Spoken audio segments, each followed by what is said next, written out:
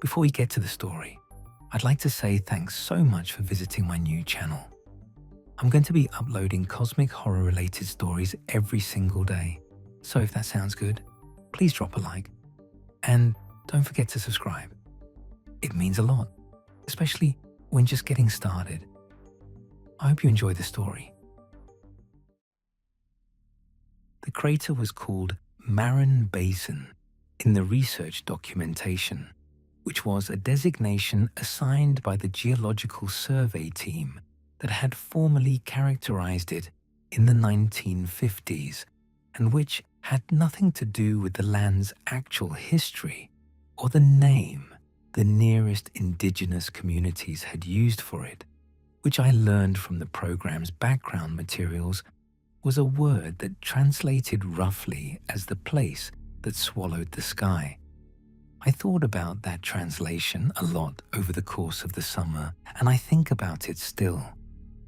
The assignment came through the university's environmental monitoring program, a long-term climate baseline initiative that placed field researchers at remote sites across northern Canada for seasonal data collection. The work was methodical and unglamorous, and I had done 2 previous seasons at different sites without incident, which was exactly the kind of track record that got you assigned to a solo field season at a location 8 hours from the nearest small city by a combination of gravel road and floatplane. I was the program's atmospheric instrumentation specialist, and Marin Basin had a gap in its atmospheric dataset that the program wanted filled before the next phase of climate modeling work began. The crater sat in the Canadian Shield country of northern Ontario, ancient rock and boreal forest, and lakes so numerous that the regional maps looked like someone had dropped a handful of gravel on wet paper. The impact that formed it had happened somewhere in the neighborhood of 400 million years ago, which made it old even by geological standards, the kind of feature that has been a part of the landscape long enough that the landscape has forgotten it was ever anything else. From above, which I'd seen in satellite imagery during my pre-season research, it was a roughly circular depression about 18 kilometers across, its interior lower than the surrounding terrain, partially filled by a lake on its western side and forested on the eastern and southern sections, the rim visible as a gentle topographic rise that you'd miss entirely if you didn't know what you were looking for. From the rim, standing on it for the first time on the afternoon of my arrival, it was different. The scale of it resolved in a way that satellite imagery doesn't prepare you for. Standing at the eastern rim, I couldn't see the western rim through the summer haze, just the interior falling away below me, the lake a grey-blue presence in the distance, the forest covering the crater floor in a dense canopy that looked darker than the forest outside the crater, though I attributed that to the angle of the afternoon light and didn't think about it further. The research station was a pre-positioned camp on the inner rim's eastern slope. 3 insulated modules that previous programs had established and that the university's logistics team had stocked ahead of my arrival. I spent the first 2 days on equipment setup and calibration, running my atmospheric monitoring array through its initialization sequences and establishing the baseline readings that the season's data collection would be measured against. Standard work, nothing that required particular thought, the kind of task that occupies the hands while the mind settles into a new place. The crater had a quality to it that settled into me slowly over those first days, rather than arriving all at once, a stillness that wasn't the absence of wind, because wind came through regularly, but something underneath the wind, a baseline condition of the place that persisted regardless of weather. I noticed it first as a reluctance in myself to make unnecessary noise, a calibration of my own behavior to the environment that I didn't register as unusual until I caught myself speaking more quietly on a satellite call with the program coordinator than I had any logistical reason to. The atmospheric readings diverged on the third day. I was running the morning data pool from the monitoring array, comparing the overnight readings against the regional atmospheric data from the nearest Environment Canada stations when I found the divergence in the column readings. The instruments I was running measured atmospheric conditions at multiple altitudes, using a combination of ground sensors and a tethered upper air sounding system that gave me readings from surface level up to about 3 kilometers. The regional stations gave me context for what those readings should look like, given the broader atmospheric conditions across the area. What the instruments above the crater's interior were showing didn't match what the regional context predicted. The divergence wasn't dramatic. It wasn't the kind of reading that makes you think the equipment has failed, because equipment failures produce erratic data, and what I was looking at was consistent, a stable departure from expected values rather than noise. The pressure gradient above the crater interior was reading differently than it should have given the surrounding topography and the regional pressure field. The temperature profile was off in the upper portion of the sounding in a way that implied a thermal structure that the meteorology of the region didn't support.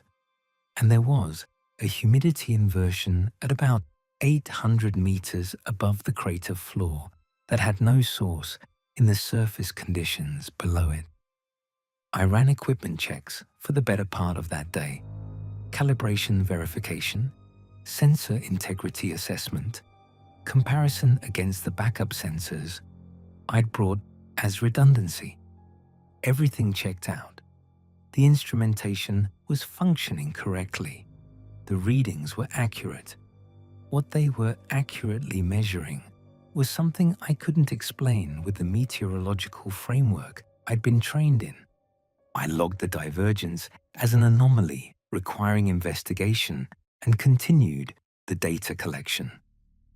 Over the following 2 weeks, the divergence held. Not static, not exactly. It varied in intensity through the diurnal cycle and responded to larger weather systems passing through the region in ways that suggested it was interacting with the normal atmosphere around it. But it was always there, always present in the column above the crater's interior, always stronger near the crater floor than at the rim level where my station sat. I had enough data by the end of the second week to be confident it wasn't an artifact of my equipment or my methodology. I called the program coordinator and reported it in the careful language of someone who has an anomaly. They can document, but can't explain. She told me FOSS would be coming out for the scheduled mid-season site visit the following week, and that I should prepare a full data summary for her review. FOSS was the program's senior atmospheric scientist, the person whose name was on the grant documentation and whose research agenda the season's data collection was serving.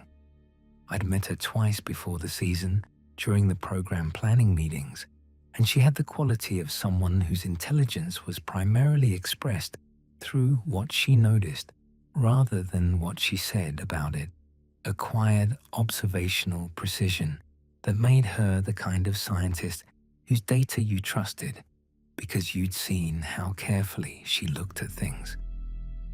She arrived by float plane on a Tuesday and spent the first afternoon reviewing my data summary without saying much. I showed her the divergence readings and the equipment verification documentation and the comparison against regional data, and she went through all of it methodically and then asked to see the raw-sounding data from the full 2 weeks rather than the summarized version. She spent the evening with the raw data. In the morning, she asked me where the program kept its historical site records, the data and documentation from previous research programs at Marin Basin. I told her the program archive was accessible through the shared research drive, and she spent most of that day in it, which was not what I'd expected from a mid-season site visit, and which I noted without comment, because Foss wasn't the kind of person whose attention you redirected without good reason. She told me what she'd found that evening, sitting outside the station in the long, northern summer light, with coffee going cold in her hands. She said every previous research program at Marin Basin that had collected atmospheric data had found the same divergence. Not similar divergences, not comparable anomalies. The same divergence, the same signature in the column readings above the crater interior, present in data going back to the earliest instrumented research visit in the late 1950s. She said she'd gone through 6 previous programs' data, and the divergence was in all of them, and that none of the 6 programs had published findings that mentioned it, which meant either all 6 had chosen not to report it, or something had happened to the reporting before it reached publication. She said all 6 programs had ended earlier than their planned season length. I asked her by how much. She said the shortest early termination was 3 weeks, and the longest was the program that had simply stopped filing data mid-season with no documented reason in any record she could find. I asked her what she thought was causing the divergence. She was quiet for a while, long enough that the coffee went fully cold and she set it down on the module step. She said she didn't think the divergence had a meteorological cause. She said the signature was too stable, too consistent across too many years and too many different atmospheric conditions to be produced by any weather-related mechanism.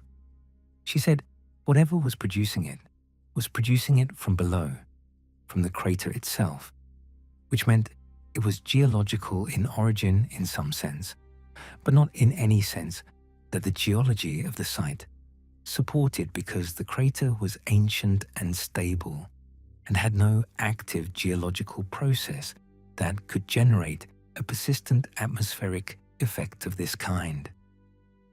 She said she thought the crater was doing something to the air above it, that the impact 400 million years ago had left something in the rock, some structural or compositional change in the deep geology of the site that was interacting with the atmosphere in a way that nobody had characterized yet, because nobody who had been here and seen the data had stayed long enough to figure it out.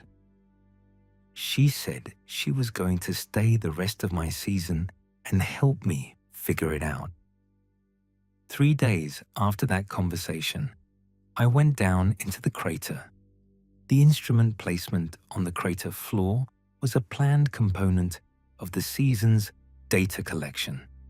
Sensors that I needed to position at specific locations in the interior to complete the vertical profile of the atmospheric column. I'd been deferring it while I established the upper air dataset, and the practical reason to delay had run out. I went down alone, which was within the program's field safety protocols for the terrain involved, with a full equipment pack and a satellite communicator and enough supplies for a day's work in the interior. The descent to the crater floor took about 2 hours on a slope that was manageable but sustained, and the transition from the rim environment to the interior environment was gradual enough that I didn't register it happening until I was most of the way down and noticed that the sound of the forest around me had changed. Not the species composition of the sound. The birds were the same birds, the wind in the canopy the same quality of wind. The way the sound moved was different, the way it propagated through the air, as if the air in the crater interior had a density or a texture that the air outside it didn't have.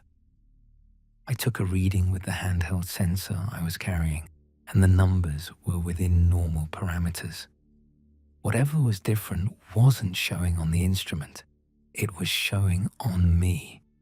The crater floor was darker than the rim even at midday, which I'd attributed from above to the forest canopy density.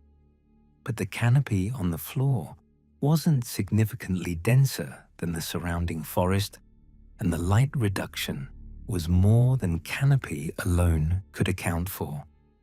The light that reached the floor had a quality I kept trying to name and kept failing to.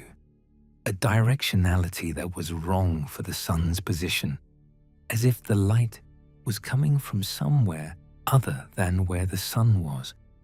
I placed the instruments at the designated coordinates and took my readings, and didn't let myself think too specifically about what I was feeling in the air around me.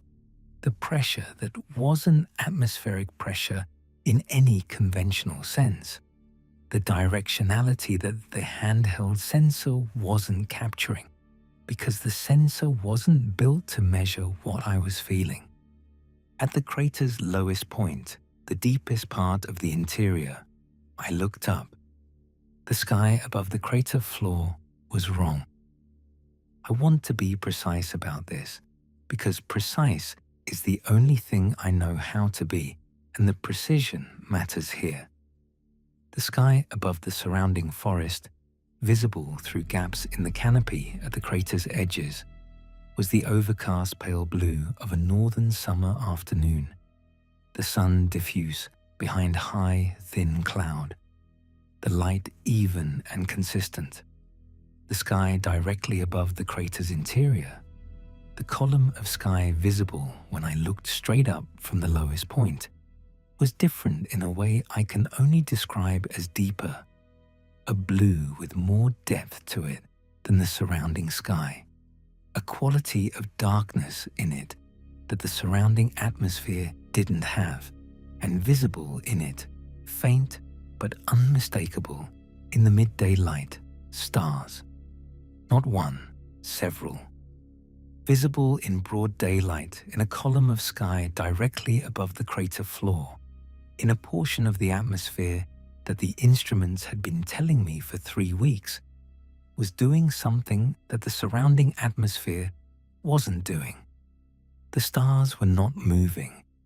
They sat in the deep blue of that column, and they were still in a way that stars at night aren't still, fixed with a permanence that felt less like a feature of the sky and more like a feature of whatever the sky above that crater had become. Over 400 million years of being the sky above that crater. I looked at them for longer than I should have, and then I picked up my equipment and walked back up the slope and didn't look up again until I was over the rim. I told Foss what I'd seen that evening. She listened without interrupting, and then said she believed me and that she'd seen something similar on a descent she'd done the previous day without telling me, which I understood. We sat with the implications of that for a while. I filed an early termination report 2 days later, citing equipment calibration concerns that required resolution before data collection could continue with confidence. Foss countersigned it without discussion. We were off the site and on the float plane within 3 days, and I have not been back. The report I submitted to the program described the atmospheric divergence in conservative technical language that accurately represented the measurements without representing what the measurements implied. It recommended further investigation by a specialized team with equipment suited to the anomaly's characteristics, which was careful language, for we found something we can't explain, and we'd prefer someone else decide what to do about it. Voss transferred to a different research program before the university's fall semester began. I sent her 2 follow-up messages over the following months and received no response to either. I pulled the full research history of Marin Basin from the Geological Survey's public archive last winter, going back further than the program's internal records had gone, all the way to the first documented scientific visit in 1923. The expedition record from that visit described an atmospheric phenomenon above the crater interior that the expedition's leader characterized as a peculiarity of the site's topography, producing unusual optical conditions. The expedition had been planned for 3 weeks. It left after 9 days. The pattern goes back 100 years in documented form and 400 million years in geological form. And the thing that I keep returning to, the thing that Voss had started to say the evening before we filed the termination report and then didn't finish saying, is that the anomaly strengthens each decade. Each successive research program found a more pronounced divergence than the one before it. Whatever the crater is doing to the sky above it, it has been doing more of it consistently across every year that human instruments have been present to measure it, and the only variable that changes between the pre-instrument era and the period of research visits is the research visits themselves, the place that swallowed the sky.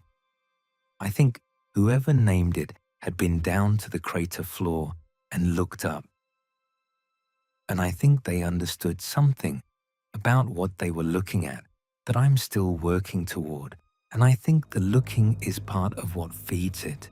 And I think every researcher who has ever stood at the lowest point of that crater and looked up at the stars in the daytime sky has given it something it didn't have before they arrived. I don't know what it does with what it takes. I just know the stars I saw were not moving, and I know they were looking back.